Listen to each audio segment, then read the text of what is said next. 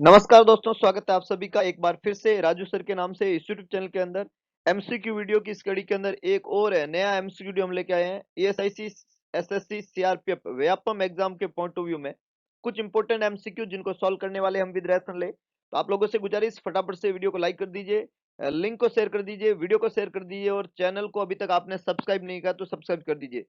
शुरुआत करते हैं एक बेहतरीन एमसीक्यू सेशन की, जिसमें लेके आए हम कुछ इंपॉर्टेंट, कुछ ट्रिकी, कुछ कंसेप्चुअल एमसीक्यू जिनको सॉल्व करने वाले हम विद रैशनल है। तो फटाफट से लाइक, शेयर और सब्सक्राइब करना ना भूलें, ताकि सबसे पहले हर वीडियो का नोटिफिकेशन आप तक पहुंचे और एक बेहतरीन एमसीक्यू सेशन का आप फायदा उठा सके। तो कनेक्ट कर दीजिए मैक्सिमम स्टूडेंट को, ताकि सभी जो है इस बेहतरीन एमसीक्यू सेशन में अपना इंपॉर्टेंट रोल प्ले कर सके। तो शुरुआत करते हैं आज के एमसीक्यू सेशन का। सबसे पहला एमसीक्यू आप लोगों के सामने ये रहा।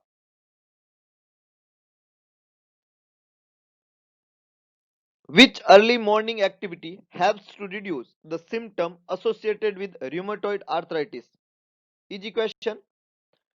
क्या पूछा गया है? रियोमेटॉइड आर्थराइटिस का मरीज है, कौन सी अर्ली मॉर्निंग एक्टिविटी मदद करेगी सिम्टम को रिड्यूस करने में? इजी क्वेश्चन है, आराम से सोच के जवाब दीजिएगा। रियोमेटॉइड आर्थराइटिस बीमारी है, अर्ली मॉर्निंग एक्टिविटी जो है कौन सी है जो मदद करेगी रिड्यूस करने में क्या सिम्टम को? फर्स्ट ऑप्शन है ब्रशिंग द टीथ, टीथ को ब्रश करना। सेकंड है drinking a glass of juice. Third है drinking a cup of tea, coffee. और फोर्थ है ब्रशिंग द हेयर। चार ऑप्शन यहाँ पे लिखे हुए हैं। अर्ली मॉर्निंग एक्टिविटी कौन सी रहेगी जो मदद करेगी रियोमेटॉइड आर्थराइटिस वाले मरीज में सिम्टम को रिड्यूस करने में? फटाफट से अपना जवाब लिखिएगा, कौन सी ऐसी अर्ली मॉर्निंग एक्टिविटी है? वेरी गुड, कुछ लोगों ने जवाब देने की यहाँ पे कोशिश की है।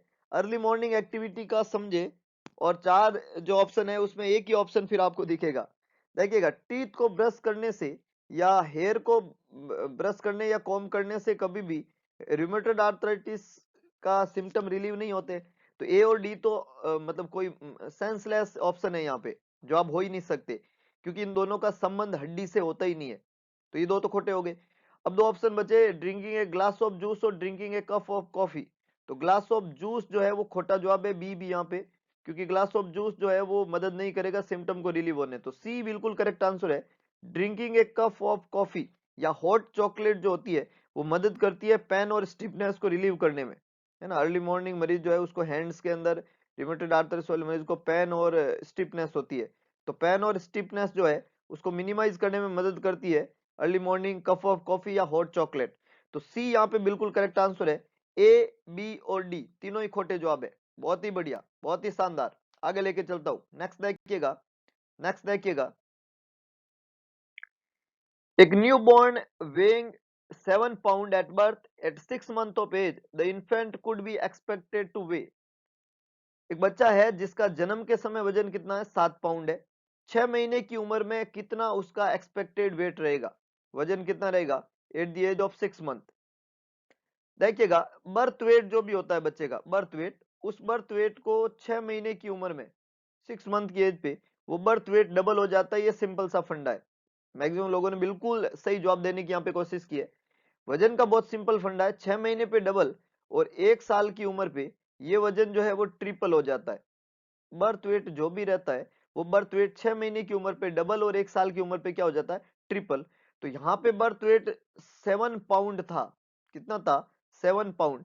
और 6 महीने पे ये डबल हो जाएगा, तो 7 का कितना हो जाएगा? 14। एक सिंपल सा फॉर्मूला है। तो ए यहाँ पे बिल्कुल करेक्ट आंसर है कि जो 7 पाउंड बर्थ वेट था वो 6 मंथ की एज पे कितना हो गया? 14 पाउंड हो गया। 18, 25 और 30 बहुत ज्यादा है। 6 महीने की उम्र पे वो डबल होता है। 1 पाउंड जो होता है, 1 पाउंड, या उसी को हम क्या बोल सकते हैं, आपका जो एलबीएस, उसके अंदर 0.453 किलोग्राम होता है, लगभग आधा किलो, है ना। आधा किलो होता है 1 पाउंड के अंदर, और 1 किलो के अंदर 2.2 पाउंड होता है। तो यहाँ पे 17 पाउंड जो है, 7 पाउंड जो वजन है वो 14 पाउंड हो जाएगा 6 महीने पे, क्योंकि वजन क्या हो जाता है? डबल। सिंपल सा फंडा है। तो बिल्कुल सही जवाब है 14। A is the correct one. Very good, आगे लेके चलता हूं, नेक्स्ट देखिएगा। नेक्स्ट देखिएगा, a client with a non-tropical spur has an exacerbation of symptom, which meal selection is responsible for the reoccurrence of the client's symptom? बहुत simple और easy question है। Non tropical spur के बारे में question है। अब non tropical spur क्या होता है, तो आप सबको पता है, इसी को सिलाइक डिजीज के नाम से जानते हैं। नॉन ट्रॉपिकल स्पर जो है, इसी को हम किस डिजीज के नाम से जानते हैं, सिलाइक डिजीज के नाम से। सिलाइक डिजीज जो होती है वो ग्लूटेन की सेंसिटिविटी की वजह से होती है ना। ग्लूटेन एक प्रोटीन है जो कि प्रेजेंट होती है बार्ले, राई, ओट और व्हीट के अंदर। ब्रो के नाम से इसको हम लिखते हैं। ये वो कंटेंट है जिसमें ग्लूटेन प्रोटीन पाई जाती है। बार्ले, राई, ओट और व्हीट, व्हीट के अंदर ग्लूटेन होती है। ये ग्लूटेन जो होती है उससे अपनी इंटेस्टाइन सेंसिटिविटी शो करती है। इंटेस्टाइन के विलाई जो है वो डिस्ट्रॉय हो जाते हैं ग्लूटेन की एक्टिविटी की वजह से, और उसकी वजह से होने वाली बीमारी है सिलाइक डिजीज या नॉन ट्रॉपिकल स्पर। अब क्वेश्चन जो है यहाँ पे पूछ रहा है कि मरीज जो है उसको ये नॉन ट्रॉपिकल स्पर या सिलाइक डिजीज का एग्जासर्बेशन हुआ है, सिम्टम का एग्जासर्बेशन हुआ है। तो कौन सा मील सिलेक्शन रेस्पॉन्सिबल है इन सिम्टम के, क्लाइंट के इन सिम्टम के रीअकरेंस के लिए। मतलब ऐसा क्या मील आपने दिया कि उसके सिम्टम रीअकर हुए, बीमारी थी, सप्रेस हो रखी थी, आपने कुछ दिया तो सिम्टम वहां पे प्रेजेंट हुए, वो कौन सा फूड आइटम है। Tossed salad with oil and vinegar dressing, baked potato with sour cream and chew, cream of tomato soup and crackers, और मिक्स फ्रूट एंड योगर्ट्स। चार तरीके के यहाँ पे ऑप्शन दिए हुए। कौन सा जो है फूड आइटम है जिसमें ग्लूटेन होता है, ये आपको सिंपल सा पहचाना है।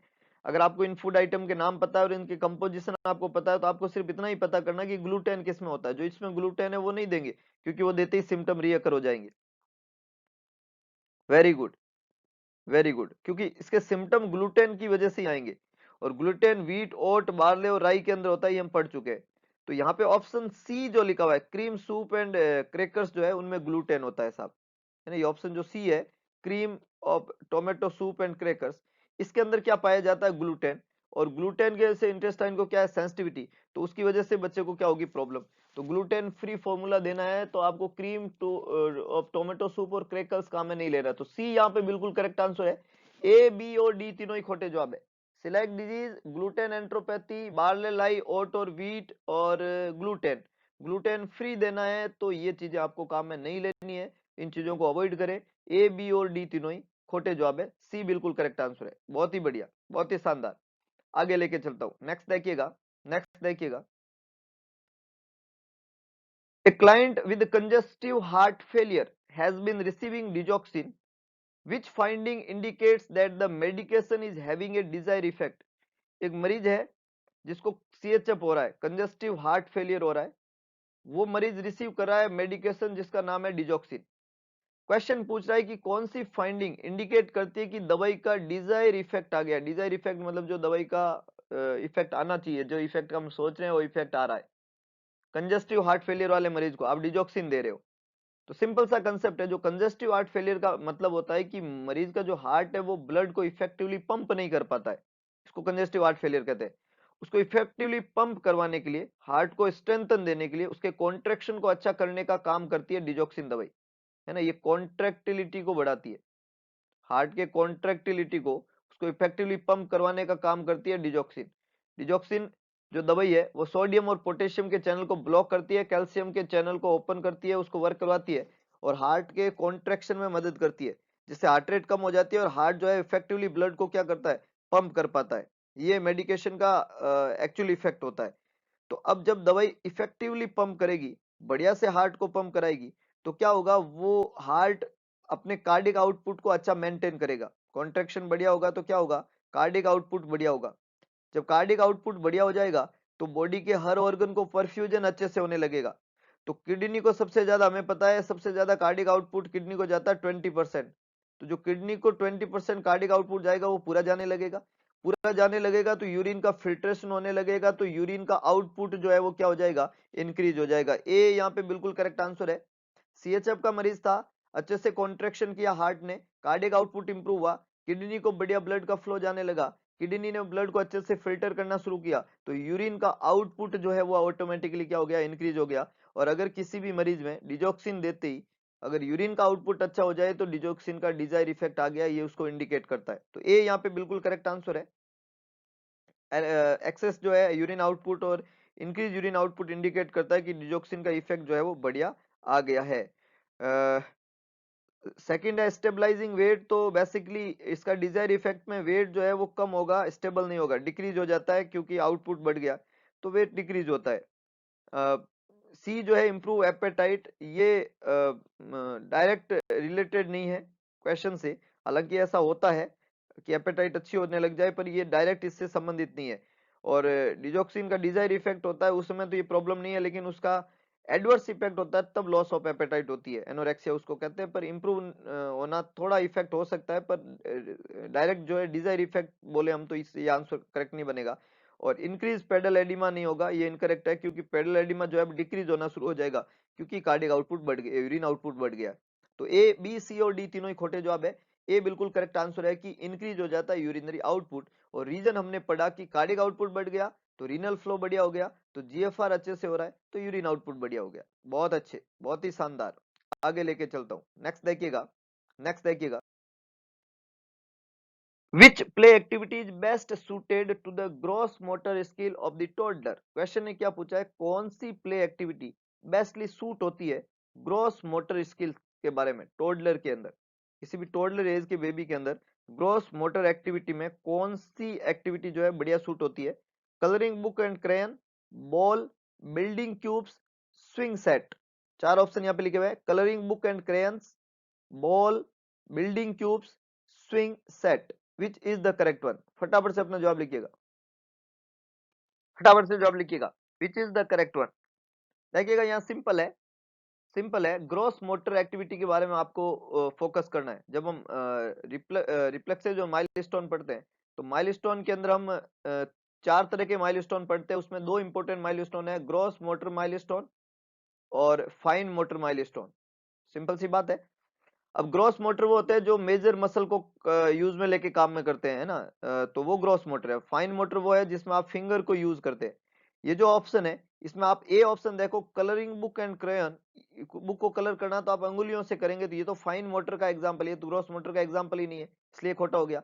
और सी ऑप्शन में लिखा है बिल्डिंग ऑफ क्यूब्स, तो ये भी फाइन मोटर का एग्जांपल है, ग्रॉस मोटर का एग्जांपल ही नहीं है।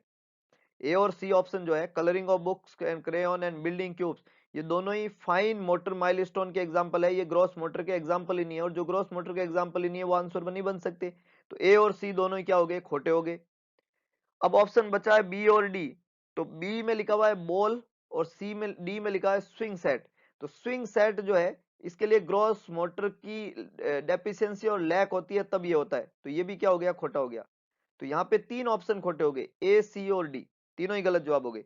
तो एकमात्र आंसर पीछे बचा और वो क्या है, बॉल। तो देखिएगा बी यहाँ पे करेक्ट आंसर है। किसी भी टोडलर के अंदर ग्रॉस मोटर स्किल में बॉल से प्ले करना, जिसमें बॉल को किक किया जाता है फॉरवर्ड और उसको थ्रो किया जाता है ओवरहेड, ये सबसे अच्छा ग्रॉस मोटर माइलस्टोन के अंदर काउंट होगा। तो बी यहाँ पे बिल्कुल करेक्ट आंसर है, बॉल को थ्रो करना, बॉल को किक करना, बॉल से प्ले करना, ये ग्रॉस मोटर सबसे बेस्ट सूटेड एक्टिविटी है एक टोडलर एज के लिए। तो बी यहाँ पे करेक्ट आंसर है। ए सी और डी तीनों ही खोटे हो गए, ए और सी फाइन मोटर माइलस्टोन के एग्जांपल है, और स्विंग गेट जो है उस माइलस्टोन के लिए टोडलर जिसमें ग्रॉस मोटर स्किल की डेफिशिएंसी और लैक होती है उनके लिए स्विंग सेट जो है उसको डिजायर किया जाता है। तो यहाँ लैक तो है नहीं, यहाँ तो ग्रॉस मोटर एक्टिविटी प्रेजेंट है, इसलिए डी भी क्या हो गया, खोटा। बहुत बढ़िया, बहुत ही शानदार। आगे लेके चलता हूँ, नेक्स्ट देखिएगा, नेक्स्ट देखिएगा। गुड मॉर्निंग, अभी तो कुछ लोगों की गुड मॉर्निंग चल रही है, कोई बात नहीं।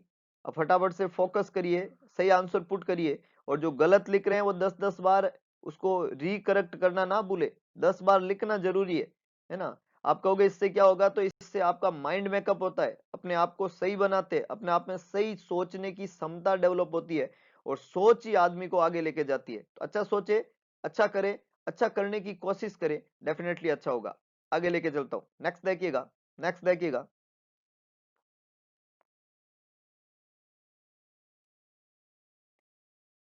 The physician has ordered basal gel, aluminum carbonate gel for a client with recurrent indigestion. एक physician ने order की है basal gel जो कि recurrent indigestion के लिए दी जा रही है एक client को। The nurse should teach the client common side effect of the medication which include, इस दवाई के common side effect क्या है? basal gel या aluminum carbonate gel जो है इसके common side effect क्या देखने को मिलेंगे, ये आपको बताना है। basal gel, बेसल जेल जो होती है, बेसल जेल देखिएगा आप, बेसल या बेसिक जेल मतलब एक एंटासिड है ये, ऐसा आप समझ सकते हो, है ना। एल्यूमिनियम कार्बोनेट जेल जो होती है वो क्या होती है, इंडाइजेशन में देते हैं, और ये दवाई जो है वो एंटासिड है। कैसी दवाई है ये, एंटासिड है। अब जो ये एंटासिड ड्रग है, बेसल जेल जो काम में ली जा रही है इंडाइजेशन के लिए, उस मरीज को टीच कर रहे हो आप common side effect of the medication, दवाई के कॉमन साइड इफेक्ट क्या रहेंगे, तो क्या हो सकते हैं, कॉन्स्टिपेशन, यूरिनरी रिटेंशन, डायरिया और कंफ्यूजन। चार ऑप्शन यहाँ पे लिखे हुए हैं। एंटासिड आप काम में ले रहे हो, फटाफट से जवाब लिखो, कौन सा कॉमन साइड इफेक्ट है। अल्सर के ट्रीटमेंट में काम में ले रहे हो आप, एल्यूमिनियम एंड कैल्शियम जो है वो ज्यादातर जो है ये एल्यूमिनियम और कैल्शियम जो है वो दिए जाते हैं इनडाइजेशन वाली कंडीशन में, एसिडिक कंडीशन के अंदर। एंटासिड का काम करते हैं, अल्सर के ट्रीटमेंट में मरीज को मदद करते हैं। तो यहाँ पे बहुत इंपॉर्टेंट बात है, जब एंटासिड आप देते हैं अल्सर के ट्रीटमेंट में देते हैं, ये दवाई जब आप यूज करते हैं, तो ये जो ड्रग्स रहती है, इस ड्रग्स के कॉमन साइड इफेक्ट ये रहता है कि ये दवाई सारी की सारी कॉन्स्टिपेशन करती है। बहुत बढ़िया। और मैंने हमेशा बोलना है कि दो ऑप्शन है यहाँ पे, कॉन्स्टिपेशन और डायरिया। जब किसी ऑप्शन में दो ऑपोजिट ऑप्शन होते हैं तो जवाब उसी में से होता है, आपको एक्स्ट्रा दिमाग लगाने की जरूरत नहीं है। तो डायरिया तो हो नहीं सकता, क्योंकि एंटासिड से डायरिया नहीं होता, कॉन्स्टिपेशन जरूर हो सकता है। एंटासिड जो है उससे कॉन्स्टिपेशन जरूर हो सकता है, डायरिया नहीं होता है। तो ए यहाँ पे करेक्ट आंसर है कि ये जो मेडिकेशन है जो ये ली जा रही है, ये दवाई क्या करती है, कॉन्स्टिपेशन करने का काम करती है। यूरिनरी रिटेंशन, डायरिया और कंफ्यूजन जो है, तीनों ही खोटे जवाब है, ये सही नहीं बनेंगे। तो बी, सी और डी तीनों ही खोटे हैं, ए बिल्कुल करेक्ट आंसर है। ये मेडिकेशन क्या करती है, कॉन्स्टिपेशन करवाने का काम करती है। तो ये इंपॉर्टेंट जो है यहाँ पे जवाब बनेगा। बहुत ही बढ़िया, बहुत ही शानदार। आगे लेके चलता हूँ, नेक्स्ट देखिएगा, नेक्स्ट देखिए। A client is admitted with suspected abdominal aortic aneurysm, triple A. Suspected क्या है, एब्डोमिनल एओर्टिक एन्यूरिज्म, ये सस्पेक्शन है मरीज के अंदर। Common complain of the client will be an abdominal aortic aneurysm is, जो मरीज आया है उसको एओर्टिक एब्डोमिनल एओर्टिक एन्यूरिज्म है, उसकी क्या कॉमन कंप्लेन हो सकती है, जिसको ए ट्रिपल ए है, एब्डोमिनल एओर्टिक एन्यूरिज्म है। First option, loss of sensor in lower extremities, back pain that lesson when standing, decrease urinary output और पल्सेशन इन द पेरिअम्बिलिकल एरिया। कौन सा करेक्ट आंसर रहेगा एब्डोमिनल एओर्टिक एन्यूरिज्म वाले मरीज के अंदर। आप बहुत सिंपली सोच सकते हो इसके बारे में। Common complain, common complain, abdominal aortic aneurysm की कंप्लेन मतलब एओर्टा के अंदर एब्डोमिनल एरिया में एन्यूरिज्म हो गया है, लोकल वहां पे बैलूनिंग हो गई है ब्लड वेसल की। तो जो एब्डोमिनल एरिया का एओर्टा जो है वो फूल गया है वहां पे, और वहां पे उसके अंदर अगर पल्सेशन प्रेजेंट है, एब्डोमिनल एरिया में जो है एओर्टा वाला एरिया में पल्सेशन प्रेजेंट है, तो ये एक कॉमन फाइंडिंग है। तो डी यहाँ पे बिल्कुल करेक्ट आंसर है, pulsation in the peri umbilical area, D यहाँ पे बिल्कुल करेक्ट आंसर है। पेरी अम्बिलिकल एरिया के अंदर पल्सेशन जो है, ये एब्डोमिनल एओर्टिक एन्यूरिज्म के साथ में जो मरीज एडमिट हुआ है, ए एब्डोमिनल एओर्टिक एन्यूरिज्म, तो उसके पेरी अम्बिलिकल एरिया में पल्सेशन जो है वो स्टार्ट हो जाएगा। ये इंपॉर्टेंट फाइंडिंग है ना, ये मरीज की मोस्ट कॉमन फाइंडिंग वहां देखने को मिलेगी। ऑप्शन ए और सी जो है वो इनकरेक्ट है, क्योंकि ये दोनों loss of sensation in the lower extremities और डिक्रीज यूरिन आउटपुट तब होगा ये दोनों, जब मरीज का एन्यूरिज्म जो है वो रप्चर हो जाएगा। जो एब्डोमिनल एओर्टिक एन्यूरिज्म है वो जब रप्चर हो जाएगा तब ये सिम्टम वहां पे अपियर होंगे। और बी इनकरेक्ट है, क्योंकि बैक पेन जो है वो कभी भी अफेक्ट नहीं करता है पोजीशन चेंज होने से। तो back pain that lesson when standing ये नहीं है, मतलब होगा तो होगा, उसको पोजीशन चेंज करने से आप नहीं कर सकते जब ये प्रॉब्लम होती है। तो ये भी खोटा हो गया। तो ए, बी और सी तीनों ही खोटे जवाब है, डी बिल्कुल करेक्ट आंसर है। पेरी अम्बिलिकल एरिया के अंदर अगर किसी मरीज को पल्सेशन हो रहा है, एब्डोमिनल एओर्टिक एन्यूरिज्म वाले मरीज को, तो ये वहां पे मरीज के लिए मोस्ट कॉमन फाइंडिंग देखने को मिलेगी इस डिजीज कंडीशन के अंदर। बहुत ही अच्छे, आगे लेके चलता हूं, नेक्स्ट देखिएगा, नेक्स्ट देखिएगा। A client is admitted with acute adrenal crisis, बहुत इंपॉर्टेंट क्वेश्चन। एंडोक्राइन सिस्टम से संबंधित एक्यूट एड्रिनल क्राइसिस हो रहा है, एक्यूट मतलब अचानक से, एड्रिनल ग्लैंड सुप्रारीनल ग्लैंड, और उसका हो रहा है crisis. During the intake assessment the nurse can expect to find that the client has, जब आप इनटेक असेसमेंट कर रहे हैं इस मरीज का जिसको एक्यूट एड्रिनल क्राइसिस है, तो नर्स जो है वो एक्सपेक्ट करती है, क्या एक्सपेक्ट करती है क्लाइंट को, है क्या है, low blood pressure, slow regular pulse, warm flushed skin, increase urination. चार ऑप्शन यहाँ पे लिखे हुए हैं। एक्यूट एड्रिनल क्राइसिस के साथ में मरीज एडमिट हुआ है, इनटेक असेसमेंट के दौरान आप क्या एक्सपेक्ट करते हैं, कौन सी फाइंडिंग वहां देखने को मिलेगी, क्या एक्सपेक्ट करते हैं एक्यूट एड्रिनल क्राइसिस के अंदर। एड्रिनल ग्लैंड, सुप्रारीनल ग्लैंड, सबसे इंपॉर्टेंट बात है वो जो ग्लैंड है वो ब्लड प्रेशर को रेगुलेट करती है, ब्लड प्रेशर को रेगुलेट करती है। और in acute adrenal crisis blood pressure का रेगुलेशन नहीं हो पाएगा, सिंपैथेटिक जो सिस्टम है उसका रेगुलेशन नहीं हो पाएगा। तो क्राइसिस के सिम्टम के दौरान मरीज जो है वो हाइपोवोल्यूमिक कंडीशन में चला जाएगा, शॉक वाली कंडीशन में चला जाएगा, हाइपोवोल्यूमिक कंडीशन में चला जाएगा, शॉक वाली कंडीशन के अंदर मरीज चला जाएगा। तो हाइपोवोलीमिया एंड शॉक वहां पे मरीज के अंदर देखने को मिलेगा जिस मरीज में एक्यूट एड्रिनल क्राइसिस होगा। ये दो सिम्टम वहां पे कॉमनली देखने को मिलेंगे। तो जब हाइपोवोल्यूमिया या शॉक वाली कंडीशन में मरीज होता है तो ब्लड प्रेशर क्या होगा, डेफिनेटली लो होगा। ए बिल्कुल करेक्ट आंसर है, कुछ लोग ठीक टारगेट की तरफ गए, ए यहाँ पे करेक्ट आंसर है, कुछ लोगों ने जवाब दिया, वेरी गुड, बहुत ही बढ़िया, एक्सीलेंट। हार्ट रेट जो है वो जब शॉक वाली कंडीशन होती है तो स्लो नहीं होती है, फास्ट हो जाती है, टेकिकार्डिया हो जाता है। स्किन जो होती है वो वार्म फ्लश नहीं होती है, शॉक के अंदर कूल और काम स्किन हो जाएगी। और यूरिनेशन इंक्रीज नहीं होएगा, डिक्रीज हो जाएगा, ये डिक्रीज हो जाएगा, ये कूल और काम ही हो जाएगी, और ये टेकी हो जाएगा, ब्रेडी नहीं होगा, स्लो नहीं होगा, फास्ट हो जाएगा। तो बी, सी और डी तीनों ही खोटे जवाब है, क्योंकि ये सिम्टम शॉक वाले सिम्टम नहीं है, ये उल्टे सिम्टम दिए हुए। ए करेक्ट है, हाइपोटेंशन हो जाता है, हाइपोवोल्यूमिया हो जाता है, ब्लड प्रेशर कम देखने को मिलता है। बहुत ही बढ़िया, बहुत ही शानदार। आगे लेके चलता हूं, नेक्स्ट देखिएगा, नेक्स्ट देखिएगा। An elderly client is hospitalised for a transurethral prostatectomy. Elderly client है, हॉस्पिटल में एडमिट किया आपने, TURP आप कर रहे हैं, ट्रांस यूरेथ्रल प्रोस्टेक्टमी कर रहे हैं, प्रोस्टेट को रिमूव कर रहे हैं, यूरेथ्रा के थ्रू प्रोस्टेट को रिमूव कर रहे हैं।